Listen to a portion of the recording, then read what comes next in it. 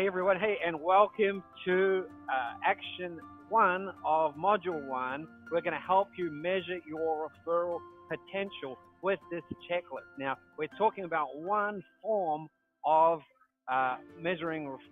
Hey everyone, hey, welcome to Module 1, Action 1, where we're going to help you measure your referral potential with this checklist. This is just making sure that you have an outstanding service that is generating client referrals. Now, there's another form of referral, brand ambassador referral, that we're going to be building with. That's very powerful. But let's make sure that you're creating an outstanding service that people want to refer others to.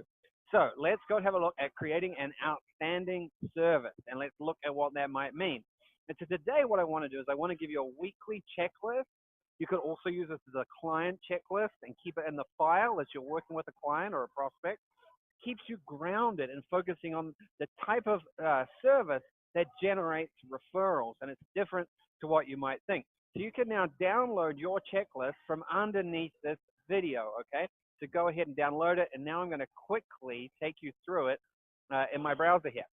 Okay, everyone, so you should be able to see my outstanding service checklist right here. This is for you. Now, what I want you to know is there are a few things you want to do before you answer just these 7 questions. What I want you to do is I want you to go to the flip side here. I'm going to turn this over here, and I want you to read about what makes an outstanding service. Look at the criteria. These kinds of things that get people referring you. We're also going to talk about them in a second here. And on the right-hand side are some questions you can ask yourself to really assess, are you doing this really well?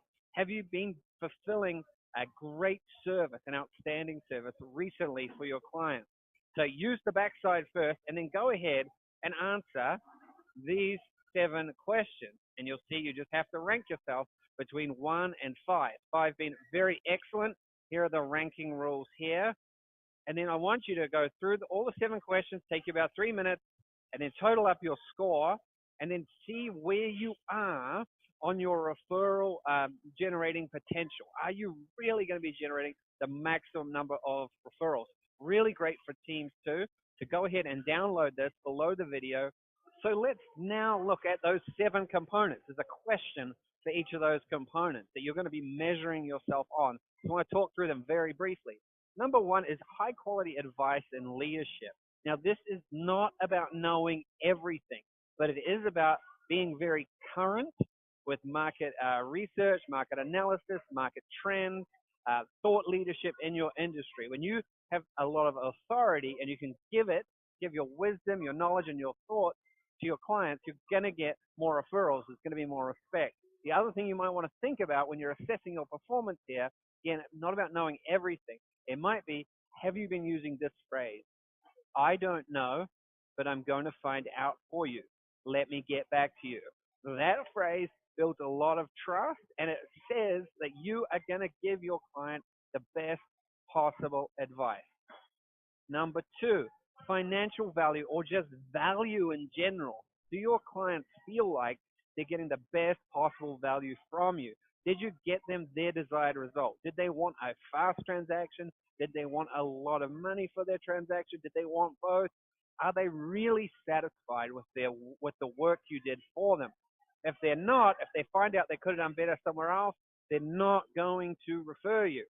Number 3, strong boundaries. Now, this surprises people. Many people in real estate just give and give and give, and they really don't have a lot of personal boundaries, and they think that this massive amount of giving will result in more referrals. Now, generosity can result in more referrals, but if you're not establishing boundaries and being a boundaried professional with other people, then there's not going to be a level of respect that's required for referrals to result. So really important that you have strong boundaries. Go through the checklist and look at that. Is your communication excellent? Are you being very clear with what you're saying to your client, but also are you doing things that make them feel very well taken care of? Or are you procrastinating with getting back to them? Things like that.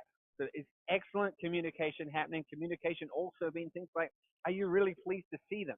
Are you looking them in the eye? Those things are going to generate more referrals for you. Then number 5, is your service personalized? We live in a world that's automated. There's so many templated solutions out there. There's so many ways of manipulating and managing relationships, and we get very good at telling that we're being put into a system. And so, if you can find a way to personalize your service with your client, your referral potential is going to increase 1,000 times. I promise you. Number six, conflict resolution and clarity, or conflict resolution and problem solving ability. This is really important. Guys, one of the ways to a deeper relationship, one of the main ways in life is through some kind of problem. Until we have a problem, we don't really have a relationship. We just have something that's very nice, but it's never been tested. It's never gone through a fire. There's no trust. But after we've been through a problem and after we've resolved the problem, we trust that person more because we know that whatever happens, they will be able to handle it with us. And so this is the same for your transactions and for your work with your clients. If you're able to identify conflict and identify obstacles and challenges and meet them and address them, you're going to increase your ability to get referrals from others. And then number seven really encompasses all of this, but it's really a test of your mindset and of your heart. Are you thinking relationally mostly about your work with the clients, or are you switching back to being transactionally motivated? Now, we all know transactions are important, but when financial anxiety gets in the way, when greed gets in the way, we tend to decrease our ability to get referrals because we start processing people as data points and having a numerical value rather than a human value, so they're less likely to refer us. So those are the 7 things on that checklist. I want you to go ahead and download it, take an audit, and share your results in our private Facebook group.